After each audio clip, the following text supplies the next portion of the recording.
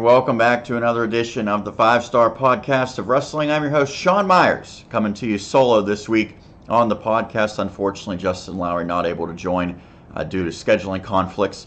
But a lot to get to this week. We will have a look ahead with our predictions, both my and Justin's picks for the Survivor Series pay-per-view, the second longest running pay-per-view behind WrestleMania in the company. That's this Sunday. But there was plenty of action to discuss that happened between Raw and SmackDown. A few weeks ago, the week that Roman Reigns made his announcement about having leukemia, and then later that night, Dean Ambrose turned heel. There was a lot of heel and face turns that night on Raw, as well as the next night on SmackDown. That was a pretty crazy week.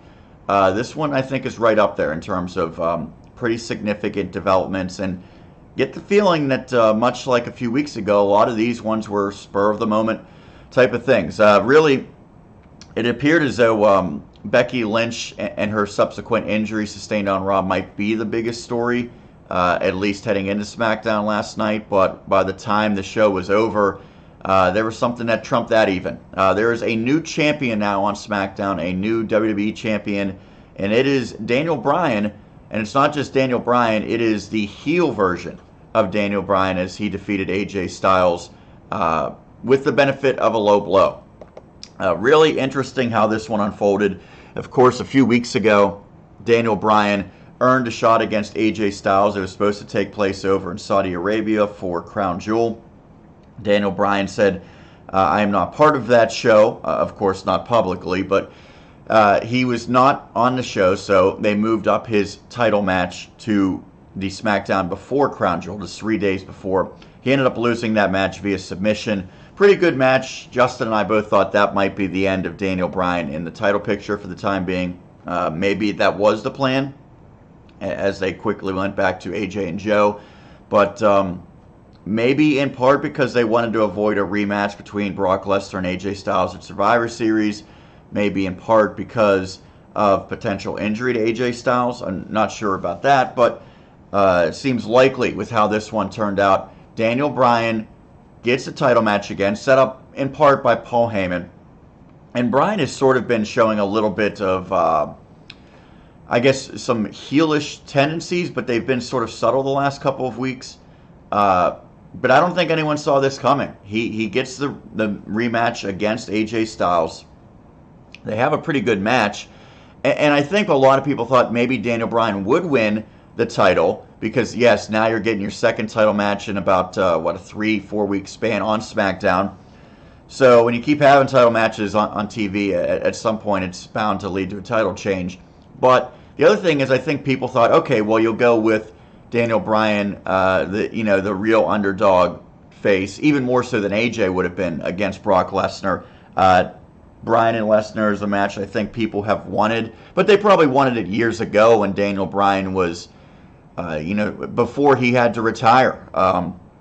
That being said, we're getting the match now, but I think it's going to be pretty unique because it's going to, for the most part, be a heel versus heel match. So Daniel Bryan, now full-fledged a heel. He's now the champion. You have to wonder if AJ Styles is going to be around for the foreseeable future. I would speculate that there's probably a reason why he dropped this. So maybe he'll be off TV for a little bit. I know Justin's usually really up on that stuff. I didn't see anything that was definitely confirmed at this point.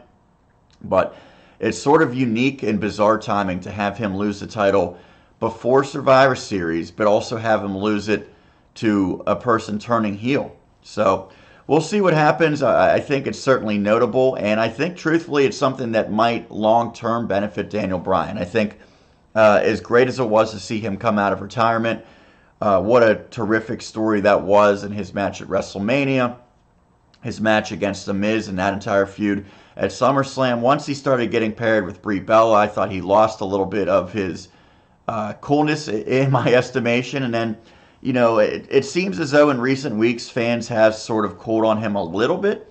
Not to say that he still wasn't one of the top faces in the entire company, but he just still wasn't, in my estimation, at the height, at the pinnacle of his face run. That had sort of been a thing of the past to some degree. So they give him a fresh start, seemingly as a heel. We'll see how he does with that. He's been primarily a face during his career, but of course he's had title runs as a heel before, and I'm sure he can handle it. So we'll see how it works out. If it leads to an AJ and Daniel Bryan feud either now or maybe in the months to come, that should be pretty good. I mean, SmackDown has just so much talent. Those guys, Samoa Joe, Randy Orton, Jeff Hardy. It's just, so many good options to feud for the WWE title, regardless of who the title holder is. So this will give a chance maybe for some of the faces to, to contend for the title now, since AJ had been a face champion for the past year. We'll get a little different perspective on things. Want to move on to what I said I thought was going to be the biggest story this week, and that was the really unfortunate injury to Becky Lynch. And it started and really happened during what I think you could say is, the very top of her unbelievable run over the past few months. In years past, we've seen Invasions, Raw, SmackDown setting up the Survivor Series matches. It makes sense because it's the one time of the year, as they like to say, where Raw and SmackDown go head-to-head in battle. So, end of Raw Monday, Alexa Bliss is out trying to pick her team for the Raw Women's representatives, the traditional 5-on-5 tag team. We already knew it was Becky Lynch against Ronda Rousey in a singles match, the Battle of the Champions, but also trying to set the 5-on-5 match for the women. And as Alexa was doing this, flash to the back, Becky Lynch has Ronda Rousey in an armbar. Ronda's screaming in a circumstance, in a situation we really haven't seen her in at all during her time so far in WWE. And then Becky comes out to the ring, seemingly set to take on 6-7 different Raw competitors. And what ends up happening is Becky gets reinforcements. The SmackDown women come to Raw, and it really leads to a brawl, a melee in the ring. Well, unfortunately, and depending on your perspective, possibly accidentally, Becky got injured pretty badly. As you can see in this picture, she is covered in the face with some blood. Now, WWE.com, for any pictures with blood, they go black and white for whatever reason, to keep it PG. But she was bleeding pretty good from her face. A lot of people thought it was a broken nose, which I believe was part of it. But it was actually more severe than that. It was a broken face as well as a concussion. And it really came from a direct punch, a closed fist punch right to the face, courtesy of Nia Jax in the brawl, preceding this chair shot to Ronda Rousey. So Becky, really being a trooper, was able to continue the segment despite this injury. She took out Ronda Rousey with the chair. SmackDown was, really the dominant group as they left all the Raw women, basically lying around the ringside or in the ring. And Becky, covered in blood, standing tall. Really, I think it took her to an even higher level than what she's been on in recent weeks, which is saying something, because I think she's been the hottest woman in the company. But it seemed like she took that next step, the visual of that, her being dominant over Ronda. And there was so much anticipation for the match this Sunday between her and Ronda. Would Ronda remain undefeated? How would they maybe book this match where you don't kill Becky's momentum? It was going to be interesting to see if anyone's going to end Ronda's, winning streak. Maybe it's this version of Becky Lynch. So I think that's a match probably that was most highly anticipated on the entire card, especially because at the time we thought we were getting a rematch between the champions, Lesnar and AJ. So we find out Tuesday afternoon Becky will be unable to compete because of this injury. What a bummer. We hope, certainly I hope, that she's able to come back pretty quickly and doesn't have to drop the title, doesn't suffer in storyline purposes. Now, she did not surrender the title, relinquish it on SmackDown, so that's probably a good sign that she still has the title, means potentially that she will be able to keep it. But during SmackDown, she did have to come out, and as you can see, obviously the remnants of the injury pretty apparent there on her face. It was announced that because she was not going to be competing at Survivor Series, she would handpick her replacement. There was a little bit of intrigue with this one. Ultimately, she went with Charlotte. And while I think that makes sense, there's some questions to be raised. One, people thought Ronda and Charlotte was going to main event WrestleMania. That still could happen, but it wouldn't be a first-time ever match because now you're getting Charlotte and Ronda at Survivor Series. Additionally, now you have to wonder, is Becky Lynch versus Ronda Rousey maybe the long-term plan? Because it can't happen in Survivor Series due to unfortunate circumstances. Would that be even better of an option to do that at WrestleMania? Now, you'd have to get creative with how you do that. Justin gave some ideas for how Charlotte and Ronda could set up. But if Becky remains Women's Champion on SmackDown, Ronda remains Champion on Raw, typically you don't get those intra-promotional matches at WrestleMania. But we'll wait and see. That's a long time in the future, and the company might not even know right now. But we are getting what many people thought was a WrestleMania main event, Charlotte and Ronda, albeit with almost no build. And it was sort of interesting when Becky picked Charlotte. It seemed more like real life Becky as opposed to the new character, the man, because she hugged Charlotte, basically said, go get her. And then Charlotte cut a promo, and a good one at that, a few minutes later, saying, I'm doing this for Becky. This stuff happens every now and then where they sort of break character a little bit. That being said, it was sort of not fitting for the character that Becky has been. I mean, we've seen her and Charlotte have this feud, this blood feud, and Becky has been constantly cocky, arrogant, shove it in your face that I'm better than you. So for her to, hug Charlotte and say, go do this for me, not really in the mold of her character recently. That being said, I think this is more so just a real-life reaction. So you could see the frustration on Becky. There was no doubt. You could see the disappointment. And you have to wonder if she holds any animosity towards Nia. I just saw recently Nia put a tweet out basically gloating about it. Yeah, that's a way to get heel heat. That being said, I think Nia is, a real liability right now. I mean, not unlike what we said about Brie Bella recently. Nia has been involved in far too many injuries to other women in recent weeks and months. That's something Justin and I probably can discuss further, maybe next week and beyond, because it's going to be a story, for quite some time. Nia is seemingly in a position to challenge Ronda Rousey. You have to wonder, are they going to go through with that? Probably, but do you want Ronda Rousey, your most valuable women's commodity, going in there with a woman who's already proven, to have injured a handful of superstars? People pointed out Bayley, Sasha, Zelina Vega, all before this Becky Lynch incident. So Nia Jax certainly has had some issues, and that could be addressed inside the company sooner rather than later. We'll have to wait and see. So aside from that, I think some notable things that happened on the Raw and SmackDown this week, well, really more so on Raw. I thought there was good development between Seth Rollins and Dean Ambrose.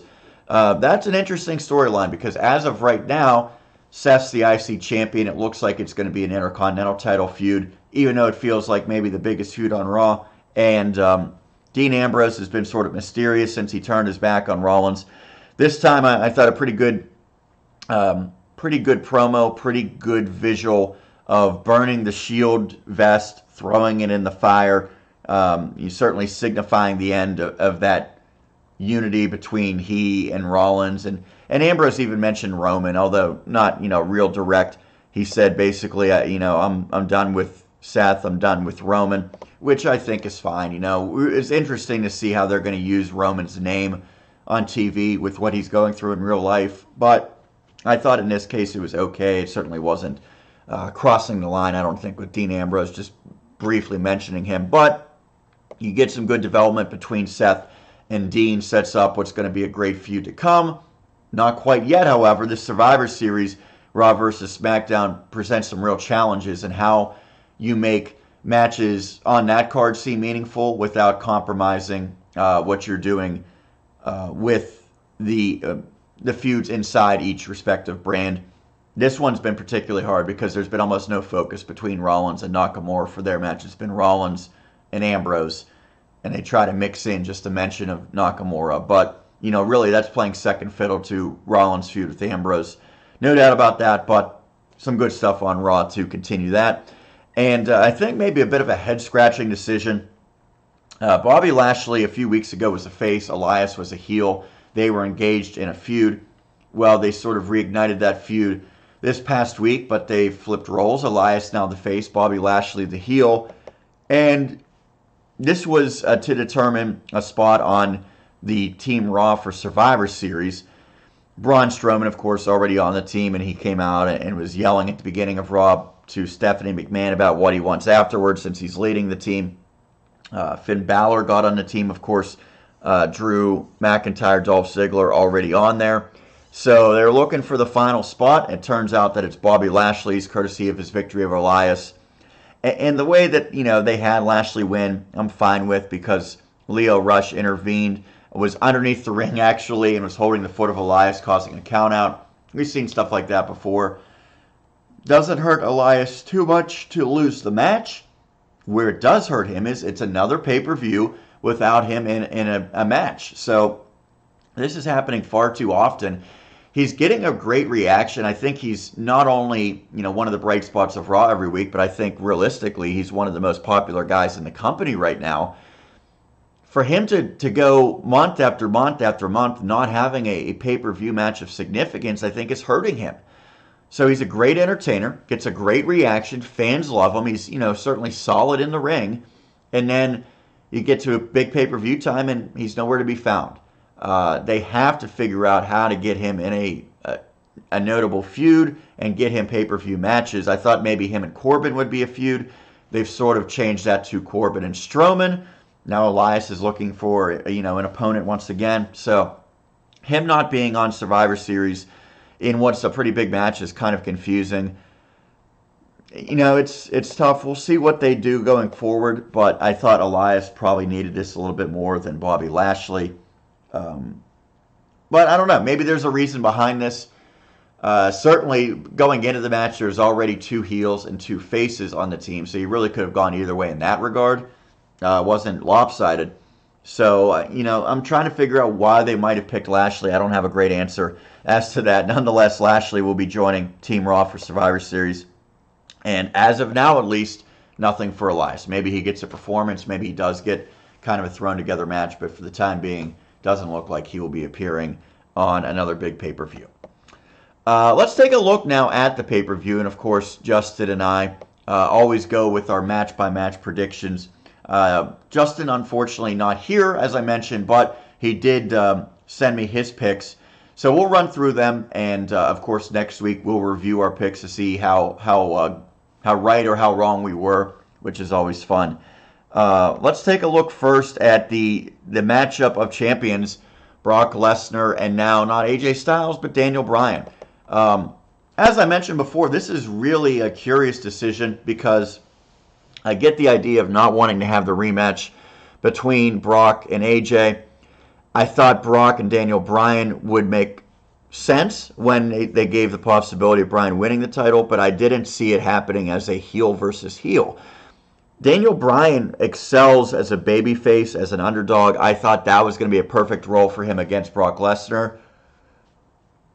It's not to be. They decided to make Daniel Bryan heel. I don't know how they're going to book this match because Brock Lesnar very rarely loses. I don't think he's going to lose cleanly by any means. And I'm thinking, well, what's more likely to happen?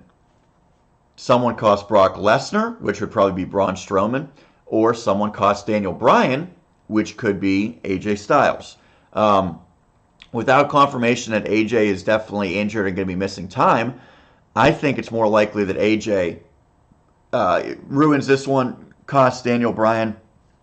Brock Lesnar walks out as the victor. It's tough to pick this one, though, because, again, you're getting a heel versus heel matchup.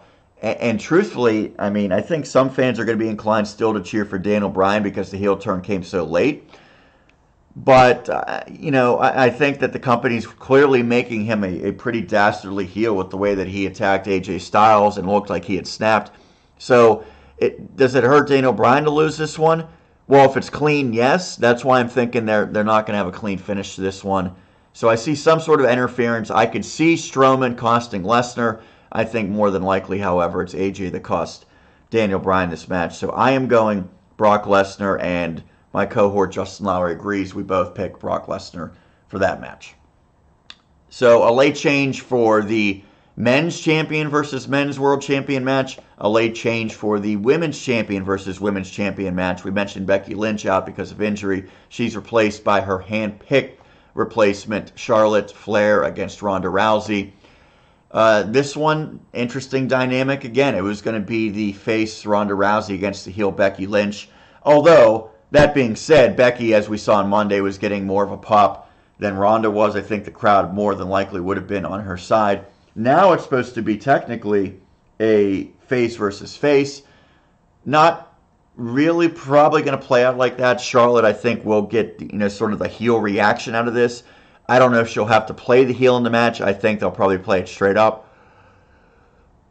So, it's tough to figure out exactly what they're going to do here, because if they do see this as a WrestleMania match, and in particular a WrestleMania main event, they might also go with a false finish here. They might not give us a clean pinfall or submission. I don't see any reason why someone would interfere in this one on behalf or on the SmackDown side to cost Charlotte. I could see Nia Jax interfering because we know she's next in line. She's now a heel and probably going to become a mega heel with legitimately injuring Becky Lynch. But does Nia cost Ronda Rousey? Is this the first time we see Ronda lose? I don't think so. I think that they will keep her winning streak intact. As a result, I'm going with Ronda Rousey, as is Justin, so we think she remains undefeated. Not sure how she defeats Charlotte Flair, but I do think that she will beat Charlotte, although I'm not anticipating that it will be a decisive victory because I think they want to leave the door open for more, potentially, between these two. The traditional 5-on-5 men's match, does it mean a lot? No. Are they trying to make it like it's for brand supremacy? Yeah, that's what they've always done here. This one has changed a decent amount too, and it's really a recurring theme that the card, if you're a casual fan, it's probably a heck of a time you've had trying to keep track of all this. So, as you can see on the left, the Raw team, Bobby Lashley, Finn Balor were named this week, joining Strowman, McIntyre, and Ziggler. They've been there all along. On the SmackDown side, it had been Shane McMahon, it had been Rey Mysterio, it had been Samoa Joe, it had been The Miz. Daniel Bryan was the fifth, and he was co-captain, and they were really playing up the animosity between captains Miz and Bryan. Bryan out of the match because he was put into the WWE title match. So had he lost, it would have been interesting because then he just would have been left off the card entirely. Obviously, he didn't lose. Jeff Hardy takes his place. This one's tough to call, and I think what WWE's really going to do is play the numbers. They want the Raw versus SmackDown to really come down to the wire. So far, Justin and I both think 2 Raw participants win, Brock Lesnar, Ronda Rousey. So already when you're booking this show, Raw's up 2-0.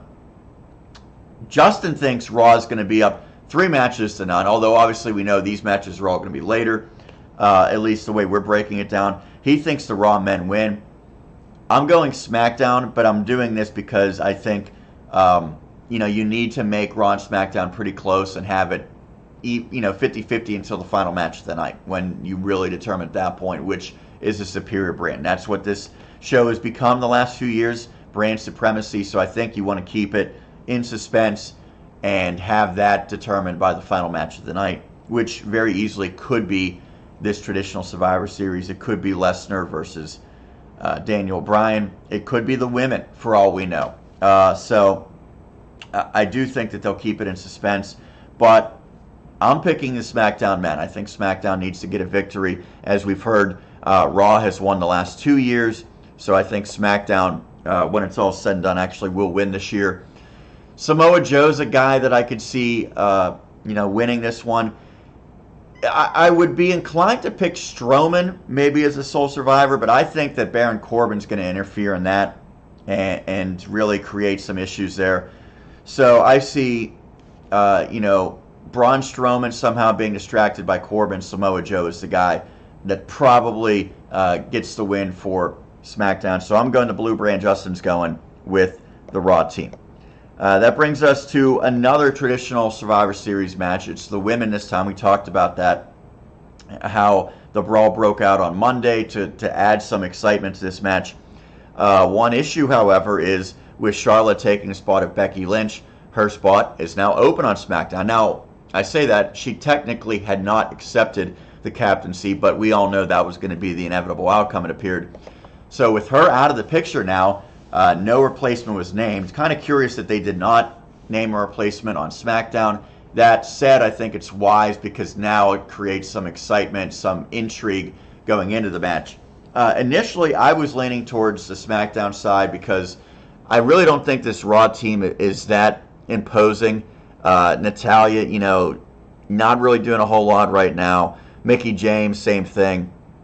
I know that they're pushing Tamina.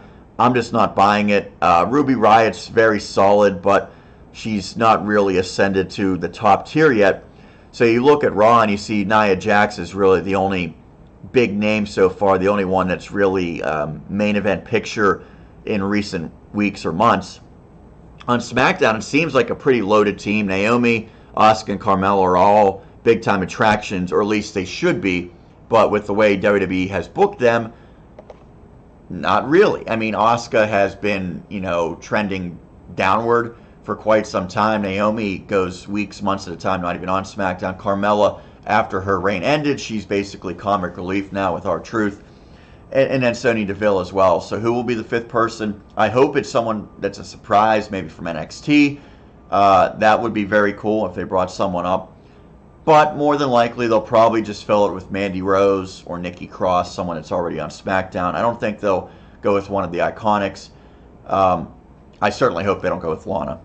So we'll see what they do there. I mean, if it's a big-time person from NXT, let's say, for instance, Kairi Sane or Shayna Baszler, which I don't think it would be her, that could completely shift the complexion of this one. But as it stands right now, with my assumption that it's going to be someone that's not a real difference maker, I'm picking the Raw team. Justin is picking Raw as well, and I think it's important because if they do continue to go full steam ahead with Nia Jax, I think she's going to come out looking strong in this match. She might be the difference. Her and Tamina probably will be around when it's all said and done for Raw.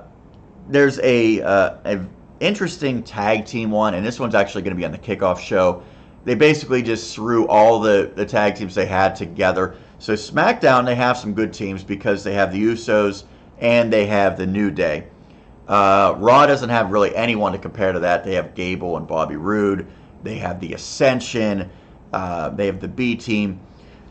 It makes sense. It's on the kickoff show, but the SmackDown team's so much better. The Usos and the New Day are light years ahead of anyone on Raw in terms of tag team. For that reason, Justin and I are both picking the SmackDown tag teams to win the Survivor Series elimination style match. But again, that one probably doesn't really matter. Truthfully, that's kind of a recurring theme. A lot of these matches don't really matter, despite the fact that they're talking them up as, proving Raw or SmackDown to be the superior brand. A match that, should matter but really doesn't is Seth Rollins and Shinsuke Nakamura, U.S. champion versus IC champion. Nakamura hasn't been doing much of anything in recent weeks. Really, he's been without a feud basically for, 2, maybe 3 months. Seth Rollins is in the midst of a great feud, but it's against Dean Ambrose, so this match doesn't mean a whole lot for him. As a result, we both think Ambrose will intervene, or at least I think Ambrose will intervene. Justin and I both think that Nakamura wins this one. I think that's a pretty easy one to pick. I just see Nakamura capitalizing on some interference, so he wins. There's also a matchup between the tag teams. Authors of Pain, new champions on Raw. The Bar, champions on SmackDown. I was inclined to pick Authors of Pain to maybe solidify them a little bit.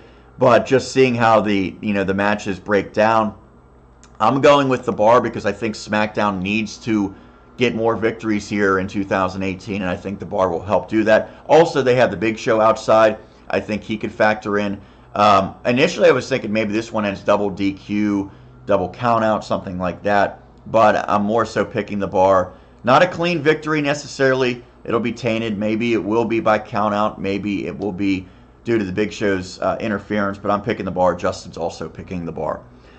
in this one. And by the way, with my math in that scenario, SmackDown wins 4 matches to 3. Justin actually has Raw winning 4-3.